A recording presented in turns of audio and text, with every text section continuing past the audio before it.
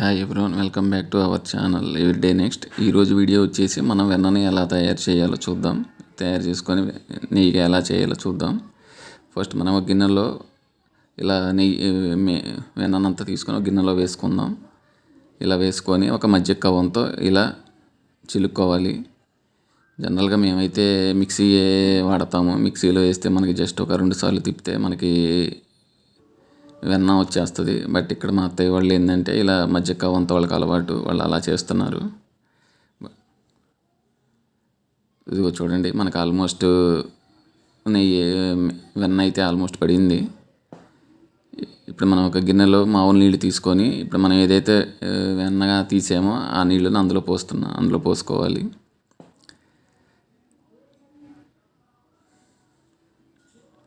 అందులో పోసుకొని మళ్ళీ అదే గిన్నెలో మనం ఒక అరగిన్నె హాఫ్ గిన్నెలో నీళ్ళు పట్టుకొని ఇలా మనం ఏదైతే చేసుకున్నామో వెన్నని ఇప్పుడు దాన్ని తీసి మనం ఇప్పుడు ఆ గిన్నెలో వేసుకోవాలి. ఇప్పుడు ఆ గిన్నెలో వేసుకుందాం.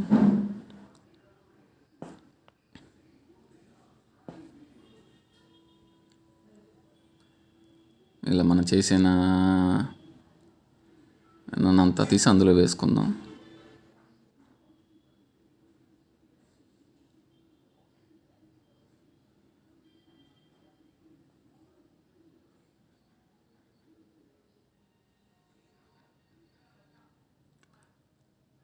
చూడండి, వెన్న మొత్తాన్ని ఇప్పుడు తీసి మనం నీళ్ళ గిన్నెలో వేసుకుందాం.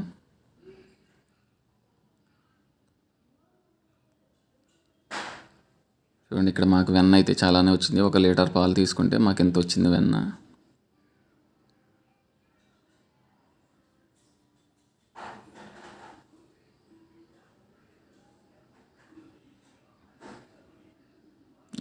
ఇప్పుడు మొత్తం తీసుకొని అందులో వేసుకున్నాం. ఇప్పుడు దాన్ని మనం కొంచెం అలా అనుకొని కాసేపు అప్పుడే పక్కన పెట్టుకుందాం. తర్వాత ఒక బాండీ తీసుకొని ముందుగా గ్యాస్ వెలిగించి ఒక బాండీ పెట్టి ఇప్పుడు మనం ఏదైతే వెన్నని తీసుకున్నామో దాన్ని అంతా తీసుకొని ఇందులో వేయాలి.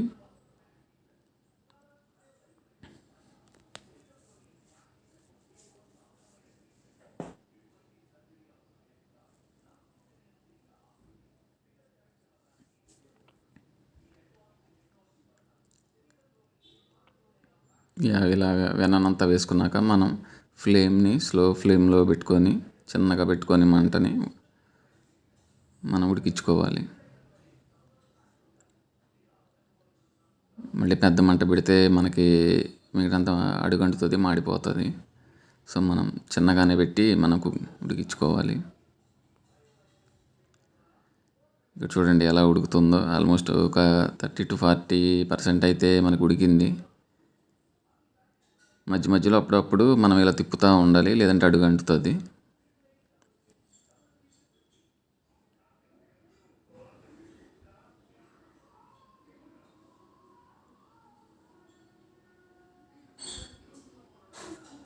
ఆల్మోస్ట్ అయితే వచ్చింది. ఇప్పుడు చూడండి, నెయ్యి అయితే ఆల్మోస్ట్ రెడీ అయింది. ఆల్మోస్ట్ అయితే ఇప్పుడు అయిపోయింది. ఇప్పుడు మనం గ్యాస్ ఆపేసి కాసేపు పక్కన పెట్టుకుందాం, కాసేపు చల్లారనిద్దాం.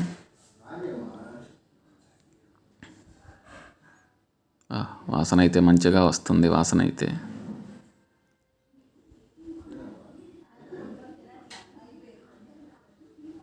చాలా మంచి వాసన వస్తుంది.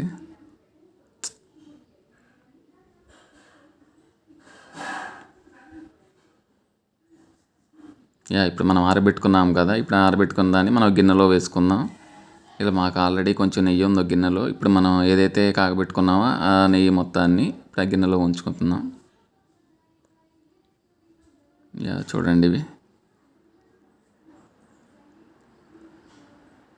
ఇలా గిన్నెలో అయితే వంచేసుకున్నాం. మీకు మా వీడియోస్ నచ్చితే తప్పకుండా మా ఛానల్ లైక్ అండ్ సబ్స్క్రైబ్ చేసుకోండి. Thank you.